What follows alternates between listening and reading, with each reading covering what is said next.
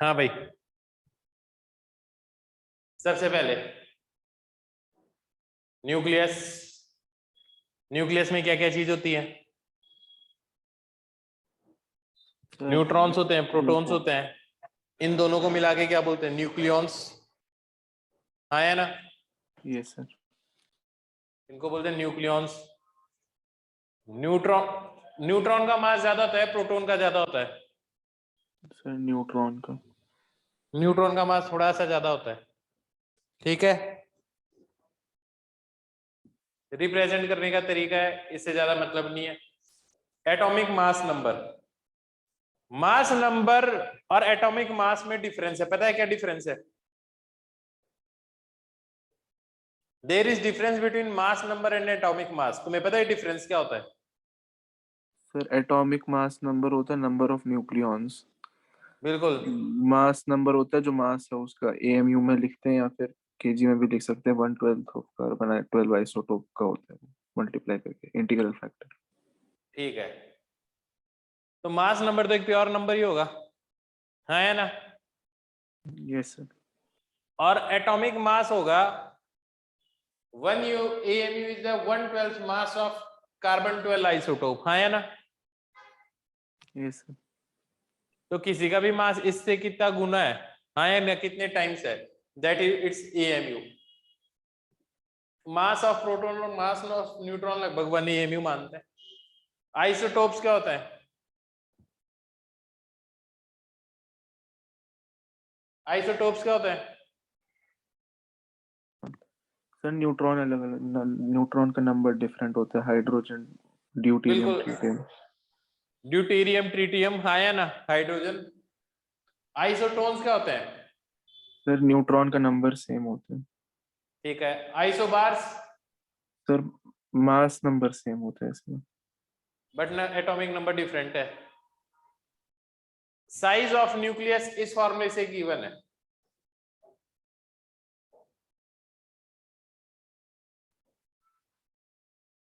R0 is equal to 1.1 10 की power -15। तो जो रेडियस है वो किसके बराबर आएगी? R0 a की पावर 1/3। और a क्या चीज है? Mass number, atomic mass number. Mass number है। तो इसका वॉल्यूम कितना होगा?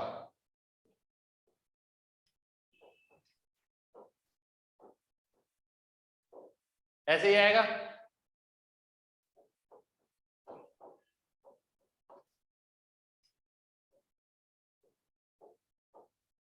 यही आएगा volume. Yes sir.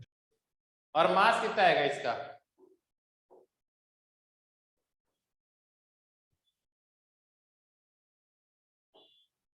Mass of proton mass number से डिवाइडेड बाय वॉल्यूम कर दोगे, हाँ या ना?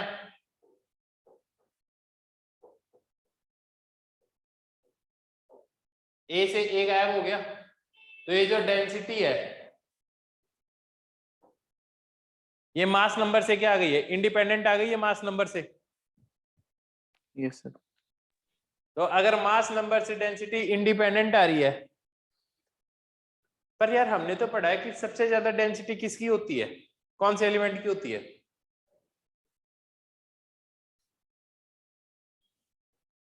केमिस्ट्री में पढ़ा है ना, ऑस्मियम। Yes sir. पर ये तो कह रहा है कि यार सबकी डेंसिटी सेम ही होती है, ऐसा अलग अलग क्यों आ रहा है? सर ये डिफरेंस क्यों है? न्यूक्लियर डेंसिटी की बात कर ये रहे हैं। न्यूक्लियर की डेंसिटी है, हाँ या ना? वो चीज होती है पैकिंग फ्रैक्शन के बेसिस पे। बात समझ में आई या नहीं आई? Yes sir. Yes sir.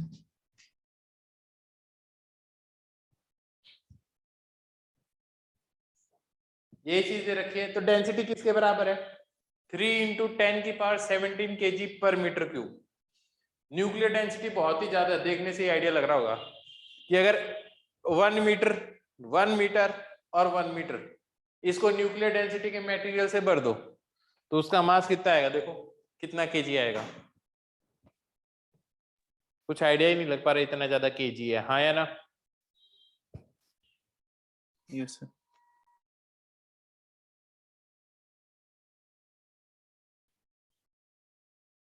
जैसे कैलकुलेट द रेडियस, आराम से कैलकुलेट किया जा सकता है क्योंकि मास नंबर दे रखा है 70। हाँ है ना?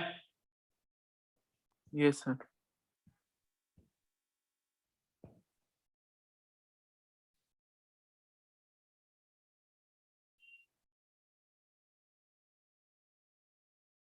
अब एक चीज आती है जिसको बोलते हैं मास डिफेक्ट।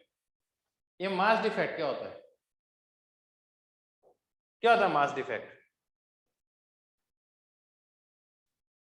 सर मास में डिफेक्ट आ गया, डिफरेंस ऑफ मास में, डिफरेंस ऑफ मास मतलब कंजर्व नहीं है मास इसमें।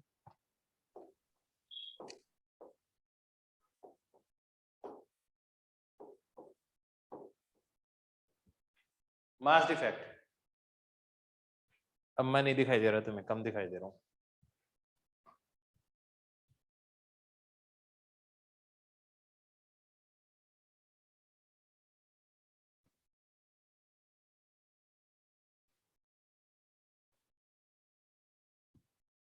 ठीक है, अब मास डिफेक्ट के बारे में देखो। एक चीज बताओ, जो न्यूक्लियस है किस किस से बना है? Neutron, neutron, proton. Z atomic number है, A क्या है? मास नंबर है। तो Z क्या रिप्रेजेंट करता है? प्रोटॉन नंबर, और A क्या रिप्रेजेंट करता है? Proton plus neutron. न्यूक्लियस। कोई प्रॉब्लम इसमें? No sir. No sir. अच्छी तरह से बात समझ में आ गई? Yes sir.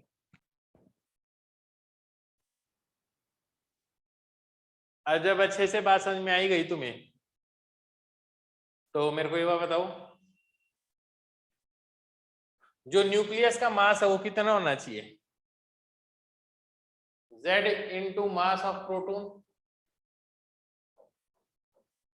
A minus Z into mass of neutron.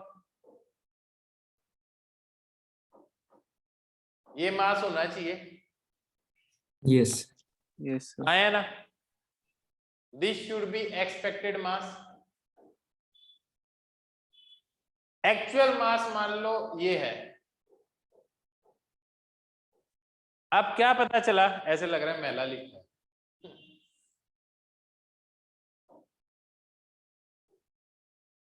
MA actual mass, ठीक है।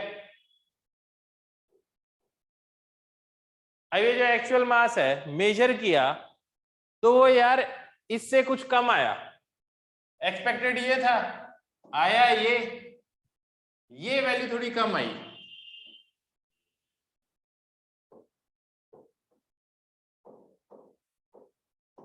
इसी को बोलते हैं मास डिफेक्ट।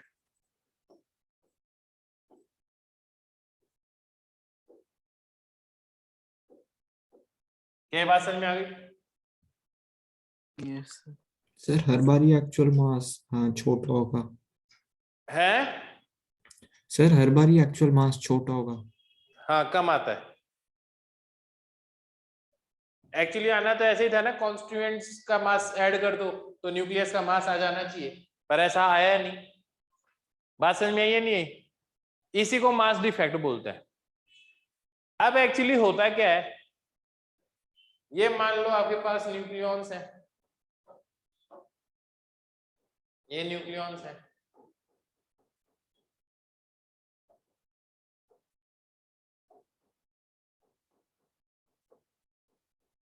ये न्यूट्रॉन्स है, कुछ प्रोटॉन्स है, हाँ है ना?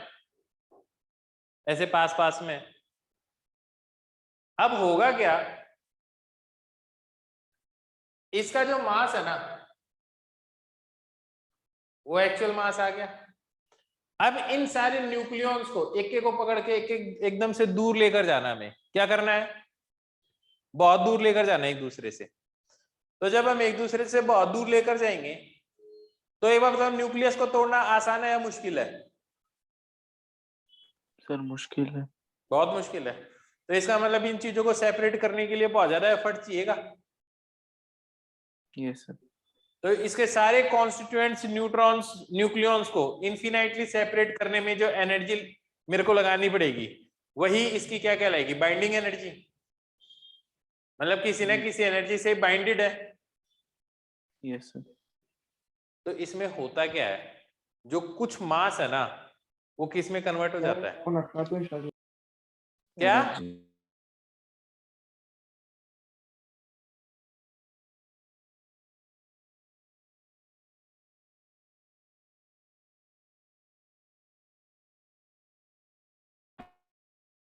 इसमें से कुछ मास जो कम हुआ ना वही बाइंडिंग एनर्जी के बराबर आएगा, बाइंडिंग एनर्जी के बराबर।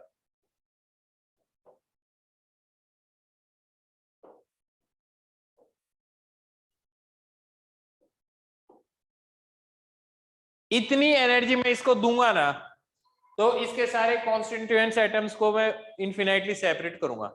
ये कॉन्सेप्ट इतना गंदा है कभी किसी को समझ में नहीं आता ऐसा क्यों हो रहा है। अब मैं बताता हूं क्या होता है। एटम के अंदर इलेक्ट्रॉन जब यहां से यहां आता है तो और ज्यादा बाउंड हो जाता है ना न्यूक्लियस के साथ में, यस सर। तब एनर्जी क्या होती है, रिलीज होती है। Yes. इसके अंदर भी ऐसा ही कुछ होता है, लेकिन यहाँ पे एनर्जी जो है अब बाहर तो निकालनी है एनर्जी। अब एनर्जी बाहर निकालने के लिए इसमें क्या करते हैं, जो कुछ मास है ना वो एनर्जी में कन्वर्ट होकर और वो बाहर निकल जाता है, हाँ या ना। अब तुम्हें जो मास की एनर्जी बन के गायब हो गया, अब आपको अगर सबको सेपरेट करना है तो उतना मास फिर से क्रिएट करना पड़ेगा ना, Yes, sir. Yes sir. तो उतना मास क्रिएट करना पड़ेगा, तो उस मास के कॉरस्पॉन्डिंग उतनी एनर्जी तो चाहिएगी। Yes sir. तो अब आप क्या करोगे, आप उतनी एनर्जी लोगे ताकि आप इतना मास बना सको एक्स्ट्रा, हाँ या ना। इतनी एनर्जी से आप इतना मास बनाओगे फिर इनको सेपरेट करोगे, हाँ या ना, क्योंकि इतना मास पहले गायब हो गया था। कॉन्स्टिट्यूएंट्स बनाओगे तब तो ये मास बन जाना चाहिए। इट मींस अब आपको एनर्जी से मास क्रिएट करना पड़ेगा, हाँ या ना, और तभी इनको तुम सेपरेट कर पाओगे, क्योंकि सेपरेट करने के बाद तो टोटल मास ही हो जाना चाहिए, तो मास बढ़ेगा कहां से। तो या तो आप मास ऐड करो या उस मास के कॉरस्पॉन्डिंग एनर्जी ऐड करो। तो मास और एनर्जी तो एक ही चीज है। आइंस्टीन ने इसका यूनिफिकेशन कर दिया था एनर्जी और मास का। क्या ये बात समझ में आ गई? Yes sir. अच्छे से। Yes sir. तो अब एक बात बताओ, बाइंडिंग एनर्जी समझ में आ गई तुम्हें? तो अब बाइंडिंग एनर्जी में जो मास डिफेक्ट है ना, मास डिफेक्ट का जो फॉर्मूला है, देखो मैं दो फॉर्मूले लिखूंगा।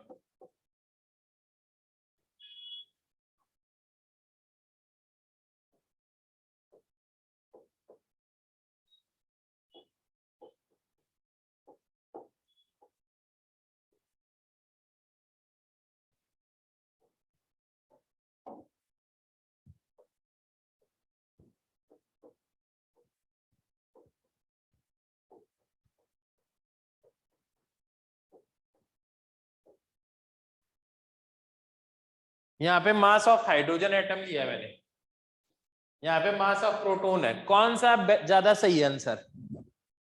एक चीज तो रही गई दोनों में, ये एक्चुअल मास है, ये एक्चुअल मास है। कौन सा आना चाहिए आंसर? सर क्वेश्चन क्या है? क्वेश्चन ये है कि मास डिफेक्ट के दो फॉर्मूले लिखे हैं, एक ऊपर वाले में मास ऑफ प्रोटॉन लिखा है, नीचे वाले में मास ऑफ हाइड्रोजन लिखा है।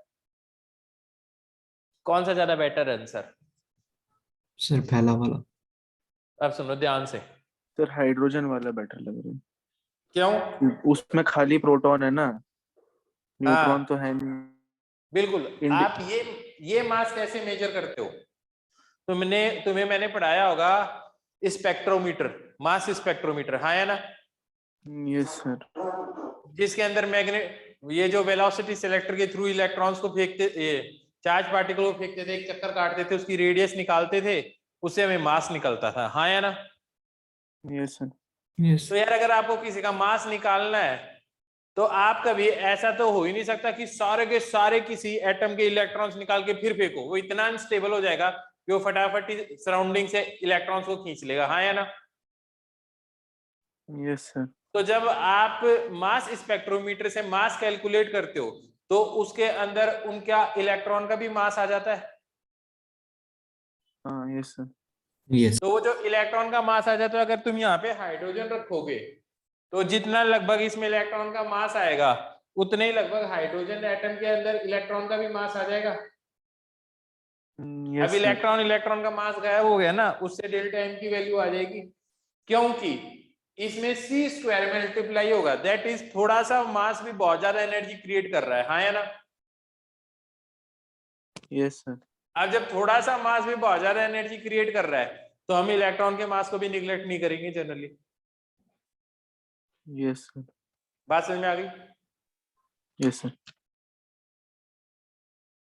जैसे लिखना है तो लिख लो और नहीं लिखना तो कोई बात नहीं।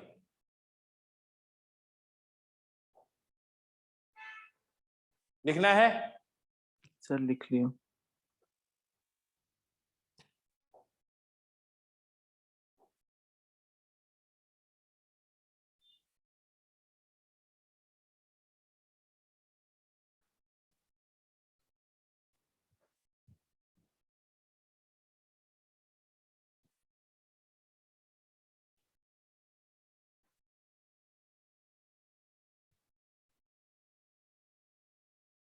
ये देखो मास डिफेक्ट, देखो समझ में आया नहीं आया, यही चीज लिखी हुई है इसमें।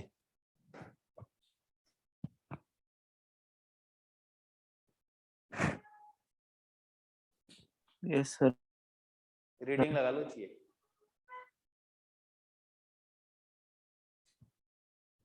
है ना? देखो मास ऑफ एटम में z minus mass of electron कर दो, एक ही बात है। ये लास्ट लाइन देखो, ये वाली,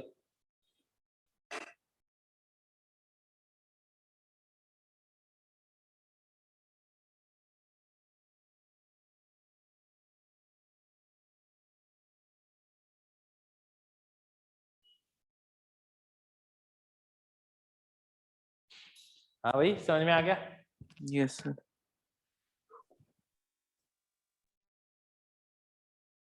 बाइंडिंग एनर्जी देखो समझ में आया नहीं आया? ये तो खूब बार पूछा जाता है, व्हाट इज बाइंडिंग एनर्जी? आ गया सर। ठीक है,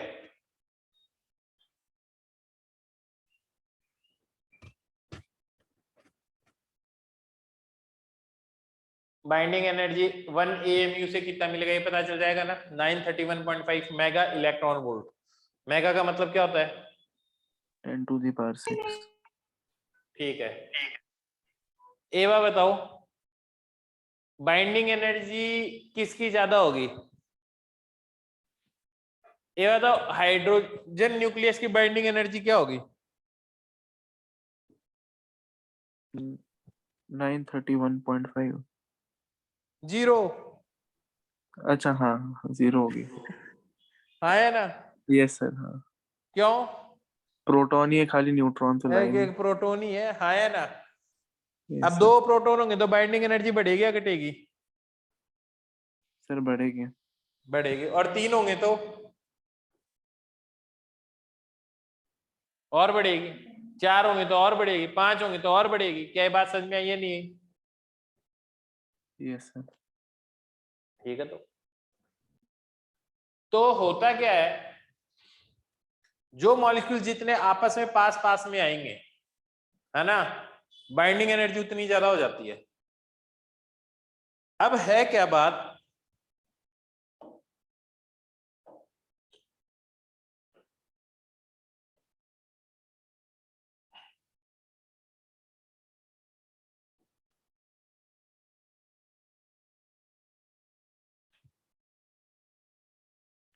ये बताओ प्रोटॉन प्रोटॉन तो एक दूसरे को रिपेल करते हैं, तो न्यूक्लियस में कैसे रहते हैं भाई एक साथ? Sir Sir, nuclear force weak है। nuclear force. न्यूक्लियर फोर्स होती है स्ट्रॉन्ग न्यूक्लियर फोर्स, और वो कब एक्टिव होती है? स्मॉल पहले ये बताओ सेपरेशन। कौन सा फोर्स ज्यादा स्ट्रॉन्ग है, न्यूक्लियर फोर्स ज्यादा स्ट्रॉन्ग है या फिर इलेक्ट्रोमैग्नेटिक फोर्स ज्यादा स्ट्रॉन्ग है? न्यूक्लियर। डिपेंड करता है कि दो चीजों के बीच की डिस्टेंस क्या है। यस हाँ है ना? Yes. ठीक है, बात समझ में आई है नहीं? Yes sir Yes. पक्का? Yes. यस सर तो न्यूक्लियर फोर्स ज्यादा स्ट्रांग है। अब सुनो, ये है न्यूक्लियर फोर्स, एक डिस्टेंस से ज्यादा होगी दोनों के बीच की सेपरेशन। एक है electromagnetic force, 2.5 times diameter of proton.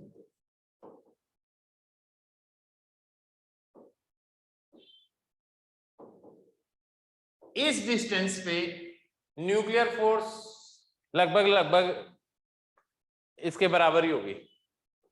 जब इस डिस्टेंस से आप ज्यादा दूर जाओगे ना तो न्यूक्लियर फोर्स तो कम हो जाएगी और इलेक्ट्रोमैग्नेटिक फोर्स ज्यादा हो जाएगी। हाँ है ना?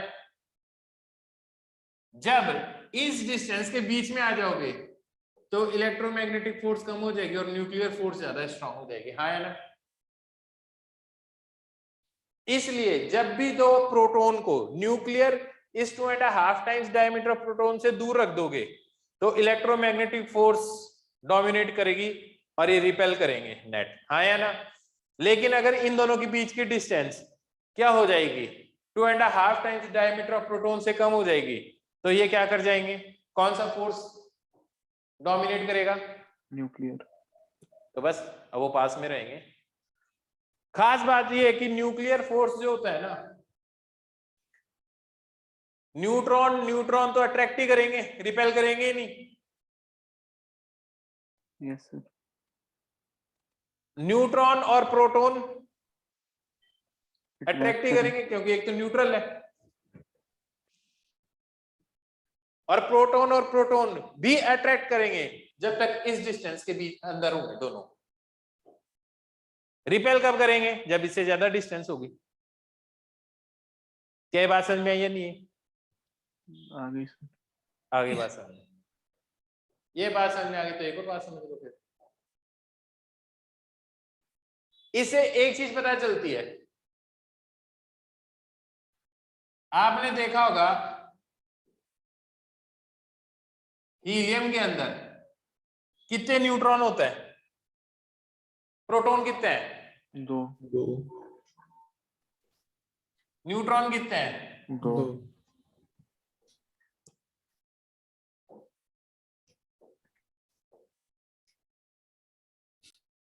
यार ये प्रोटॉन का क्या रोल है ये बताओ। अब बाइंडिंग एनर्जी ज्यादा है या सिर्फ दो चीजें थी तब बाइंडिंग एनर्जी ज्यादा थी? सर अब ज्यादा। सर अब ज्यादा है। अब ज्यादा है। हाँ या ना? अब सोचो क्यों, मैं लॉजिक बता रहा हूं। 4 चीजें होंगी ना, तो इस एक चीज को कितनी चीजें खींच रही हैं अपनी तरफ? 3। 2 चीजों में एक चीज को कितनी जनी चीजें खींच रही हैं? 1। 5 चीजों में एक चीज को कितनी जनी खींच रही है? 4। 4। तो ये ज्यादा टाइटली बाउंडेड हुआ होगा ना ये। हाँ या ना? Yes sir. न्यूट्रॉन जोड़ने से फायदा ये होता है कि आप जितने न्यूट्रॉन है उतने ही प्रोटॉन जोड़ते जाते हो, तो आप इफेक्टिवली रिपल्शन तो होगा नहीं, क्योंकि न्यूट्रॉन में रिपल्शन तो होता ही नहीं है। तो जब भी आप न्यूट्रॉन ऐड करोगे इफेक्टिवली वो अट्रैक्ट ही करवाएगा, बाइंडिंग एनर्जी बढ़ाएगा ही बढ़ाएगा। हाँ या ना?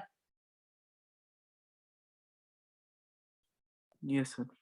तो शुरुआत में क्या होता है, अगर मैं एक कर्व बनाऊं बाइंडिंग एनर्जी का विथ मास नंबर, शुरुआत में 0 पे 0, ये इंक्रीज होता जाएगा। तो एटम वही ज्यादा स्टेबल है जिसकी बाइंडिंग एनर्जी ज्यादा है, या बाइंडिंग एनर्जी पर न्यूक्लियन ज्यादा है? Sir per nucleon. Per nucleon. तो बाइंडिंग एनर्जी तो आपको पता है यूरेनियम की ज्यादा है या आयरन की ज्यादा है? यूरेनियम। यूरेनियम की ज्यादा है। ज्यादा स्टेबल कौन है? आयरन। Sir iron. आयरन ज्यादा स्टेबल है, और जबकि बाइंडिंग एनर्जी इसकी ज्यादा है। हमें ये नहीं देखना बाइंडिंग एनर्जी, हमें क्या देखना है? Binding energy per nucleon. Binding energy per nucleon देखनी है, बिल्कुल सही बात है। तो आप देख लो ये क्वेश्चन, देखो एक बार, बाकी की स्टोरी बाद में बताता हूँ। इनमें से इंक्रीजिंग ऑर्डर की स्टेबिलिटी में अरेंज कर दो इनको। सिर्फ बाइंडिंग एनर्जी देखोगे तो सबसे ज्यादा स्टेबल कौन सा लग रहा है? T, फिर R और फिर Q। पर एक्चुअली में हमें क्या देखना है? Binding energy per nucleon. हाँ तो बताओ क्या आएगा? Sir Q R P. QRP। Sir, QRP.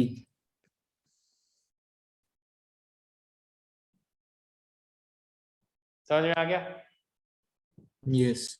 ये इंपॉर्टेंट कॉन्सेप्ट है, बाइंडिंग एनर्जी पर न्यूक्लियन। इस क्वेश्चन को देखो,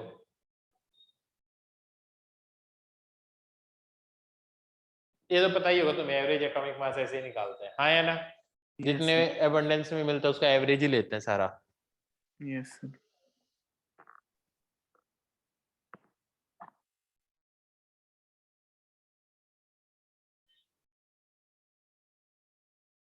एग्जांपल 5 देखो।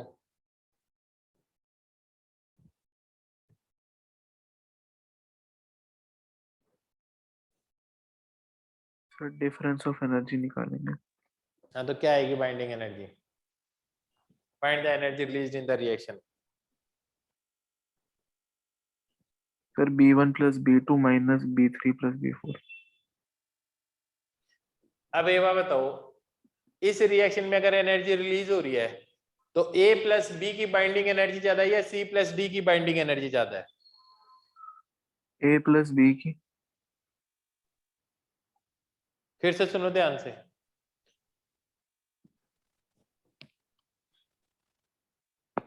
किसी रिएक्शन के अंदर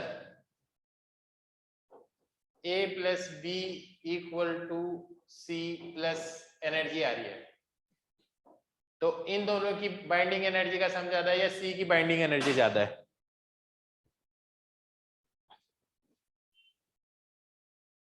सर रिएक्टेंट साइड ज्यादा होगा तभी तो प्रोडक्ट में एनर्जी निकलेगी।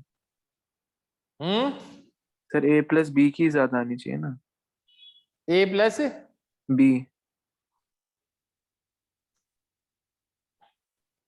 उल्टा बोल रहा है बेटा, इसकी बाइंडिंग एनर्जी ज्यादा होनी चाहिए। बाइंडिंग एनर्जी कम होने का मतलब अनस्टेबल चीज है। Yes sir. इसकी बाइंडिंग एनर्जी मान ले 100 जूल है, इसकी बाइंडिंग एनर्जी 110 जूल है, तो इसका मतलब 10 जूल एनर्जी बाहर निकली होगी ना। Yes. ध्यान से समझ, ये कॉन्सेप्ट बड़ा गंदा सा है।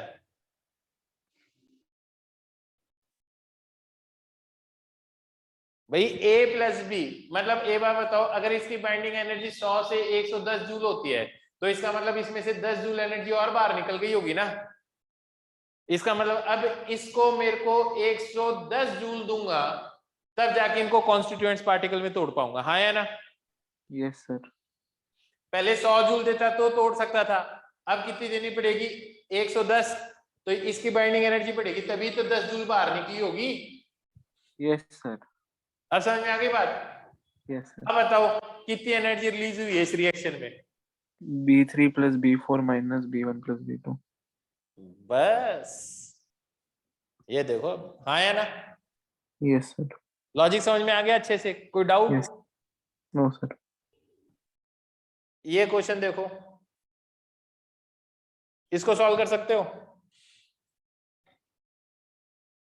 Yes sir. लॉजिक बताओ क्या करोगे? सर मास का डिफरेंस निकालेंगे, उसको फिर मल्टीप्लाई कर देंगे 931 से। बिल्कुल, ये यूनिफाइड मास ही दे रखा है।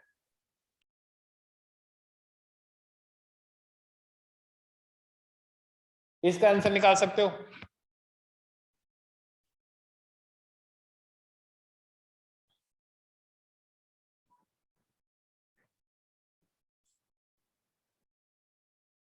सिंपली ये मास डिफेक्ट निकालना है, हाँ या ना? सर इस हाँ यस सर मास डिफेक्ट है तो निकालना, उसको सी स्क्वायर से मल्टीप्लाई हाँ कर हाँ देना। हाँ यही तो किया, देखो मास डिफेक्ट निकाल के सी स्क्वायर से मल्टीप्लाई किया है। यस सर पक्का Yes. समझ में आ गया अच्छे से? Yes sir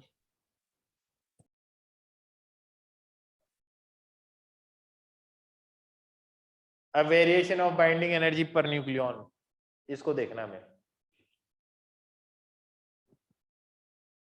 variation of binding energy per nucleon शुरुआत में तो इंक्रीज करती है, ठीक है? बताता हूं क्यों।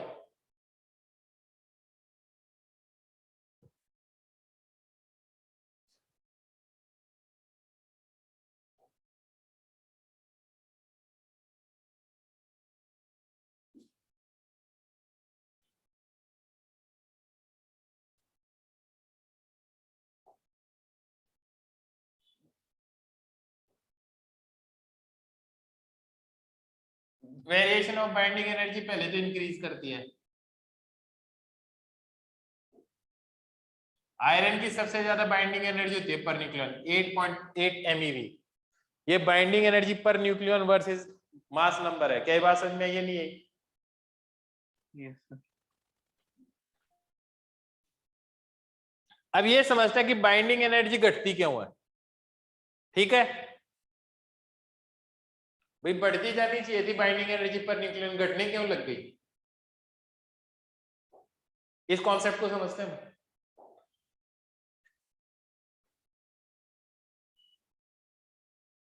मैंने तुम्हें एक बात कही, वो क्या?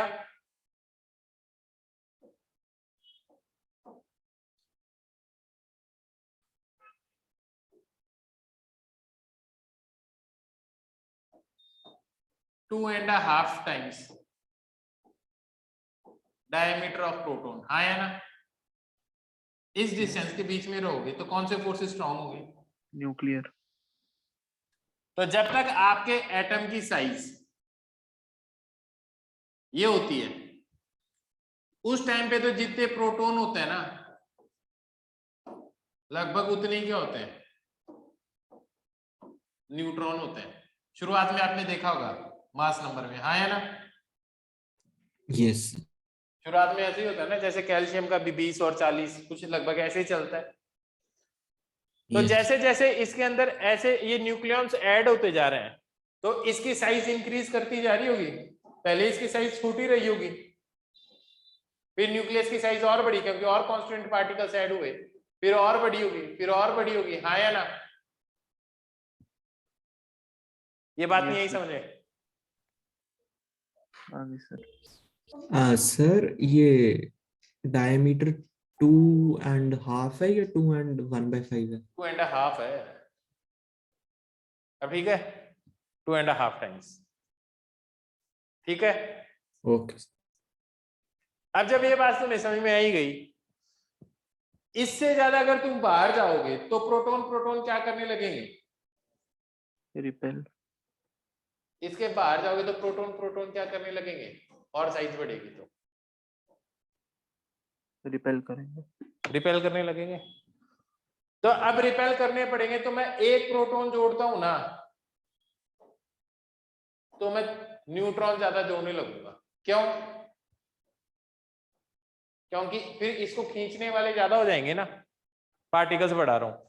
तो न्यूट्रॉन जैसे जैसे आप हायर एटॉमिक नंबर में जाने लगते हो, तो आपने देखा होगा कि न्यूट्रॉन ज्यादा होते हैं, उनका नंबर एक्सीड कर जाता है प्रोटॉन से, हाँ या ना?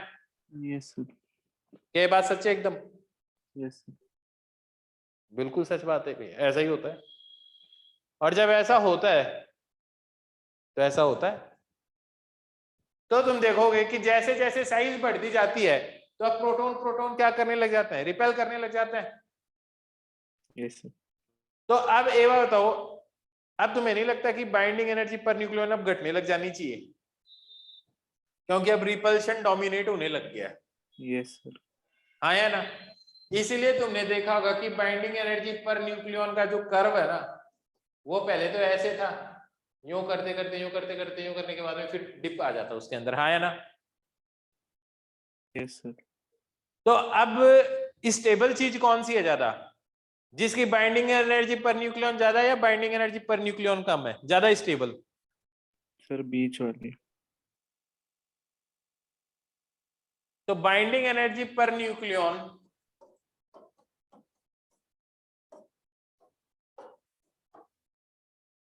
तो अब मॉलिक्यूल्स स्टेबिलिटी अचीव करने के लिए क्या करेंगे, इधर वाले मॉलिक्यूल्स अपने टुकड़े करेंगे और बीच में आएंगे, हाँ या ना?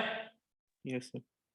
जैसे मान लो इसकी वैल्यू 300 है, तो 2 150 के हो जाएंगे, तो इधर आ जाएंगे ना 2 न्यूक्लियस, यस सर। तो ज्यादा स्टेबल हो गए ना, क्योंकि बाइंडिंग एनर्जी पर न्यूक्लियन बढ़ गई। यहाँ वाले क्या करेंगे, छोटे छोटे ऐड होंगे और फिर इधर जाएंगे, तो यहां से इधर जाने को बोलते हैं फिशन, टुकड़े होते हैं, और यहां से इधर जाने को क्या बोलते हैं, फ्यूजन। फ्यूजन। नहीं आई बात समझ में? आ गई सर। हाँ, आ गई सर। एक चीज और है,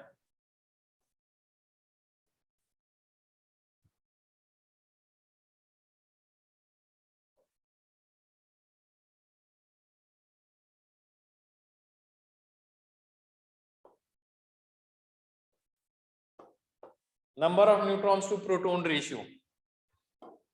स्टेबिलिटी का शुरुआत के अंदर ऐसा बनता है, बनना तो ऐसा चाहिए था, हाँ या ना? स्ट्रेट लाइन, शुरुआत में जितने न्यूट्रॉन्स होते हैं उतने ही प्रोटॉन्स होते हैं, हाँ या ना? Yes sir. बात समझ में आई है कि? और जेड पी के बराबर ही है। स्टेबिलिटी लाइन होनी चाहिए थी ऐसी,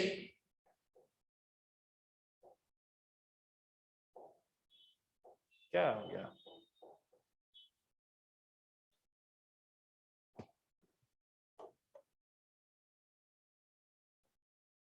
ऐसी होनी चाहिए थी, पर एक्चुअली इनको प्लॉट किया गया ना, तो स्टेबिलिटी लाइन कुछ ऐसी मिली, ये था स्टेबिलिटी का।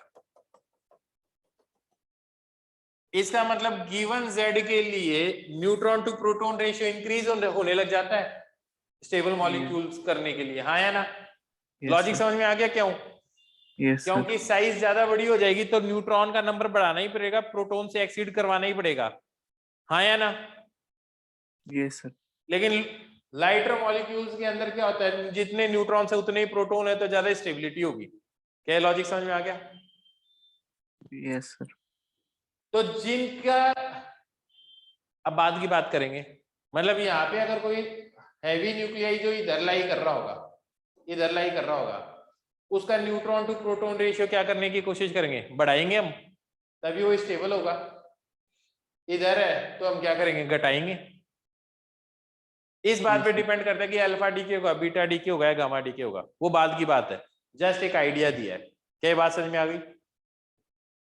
Yes sir.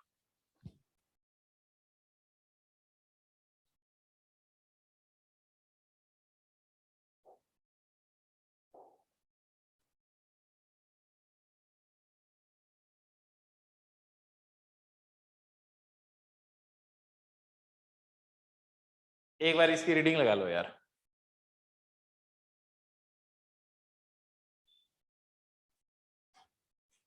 ये रीडिंग लगा लो।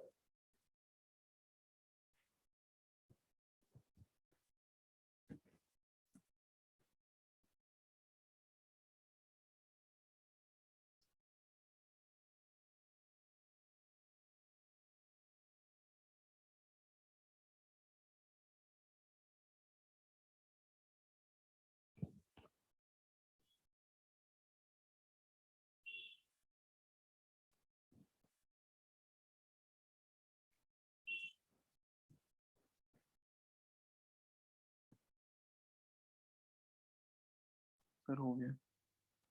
समझ में आ गया? Yes what is radio activity पता है तुम्हें? सर। अनस्टेबल है तो एमिट करेगा अल्फा बीटा गामा। ठीक है, spontaneous emission of alpha beta, alpha और बीटा एंड गामा रेडिएशन, हाँ या ना? हेनरी बैकरल ने बताया था। Yes sir. बस यही है, अल्फा पार्टिकल की बात बताइए, बीटा की बताइए, गामा की बताइए, हाँ या ना? इनके एंटी पार्टिकल होते हैं, ग्रुप डिस्प्लेसमेंट लॉ एक बार मैं दिखा देता हूँ है क्या इसके अंदर, फिर काइनेटिक एनर्जी कैलकुलेट करेंगे इसके अंदर हम। अल्फा बीटा डीके क्या होता है, ये स्पेक्ट्रल लाइन है, एंटी न्यूट्रिनो न्यूट्रिनो। उसके बाद में एक स्टैटिस्टिकल लॉ आ जाएगा इसका, एक के कैप्चर होता है। एक बार मैंने ग्रुप डिस्प्लेसमेंट लॉ छोड़ दिया है, एक बार ये न्यूक्लियर स्टेबिलिटी वाली चीज पढ़ लो, ये मैंने देखो तुम्हें पढ़ाया भी अभी अभी, है ना। Yes sir.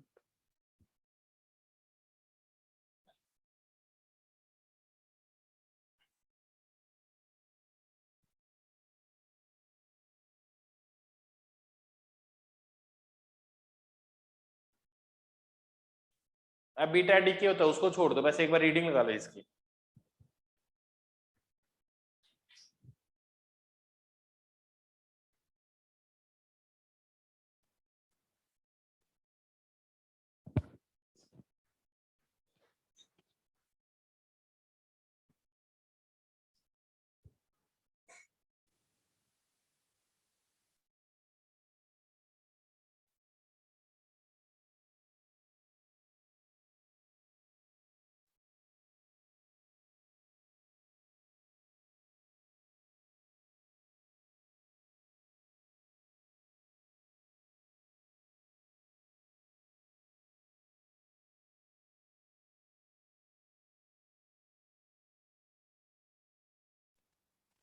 Sir done.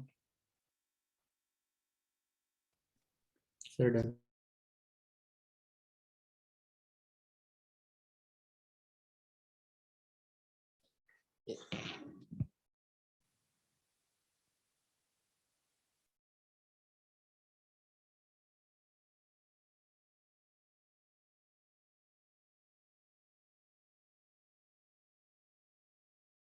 Reading लगा ली इसकी, यस। इसकी भी रीडिंग लगाओ यार, और इसको तो लिख भी लो चाहिए।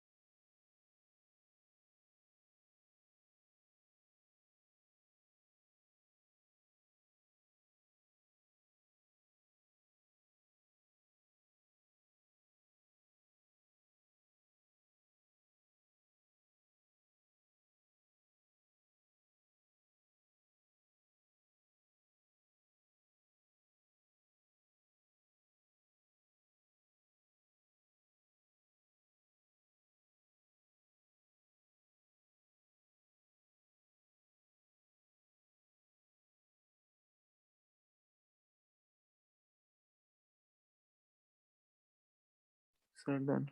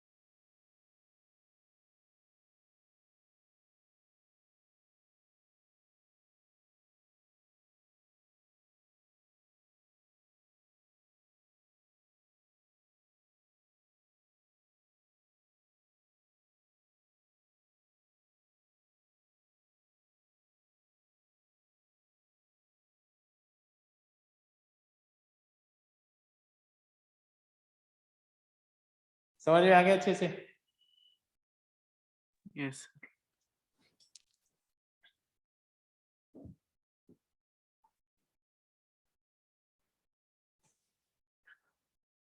अब मैं इन पार्टिकल्स के बारे में बता देता हूं तुम्हें, है ना। आज बस इन पार्टिकल्स के बारे में ही, पर एक काम करो, बहुत है आज के लिए, तुम इन पार्टिकल्स के बारे में मैंने तुम्हें ये फॉरवर्ड कर दिया है ना। यस सर इसकी तुम रीडिंग लगा लेना कल, और फिर ये और स्टैटिस्टिकल लॉ कल खत्म कर दूंगा, परसों डिफ्रैक्शन और रिजोल्यूशन करवा दूंगा, ठीक है। ओके ओके बच्चों।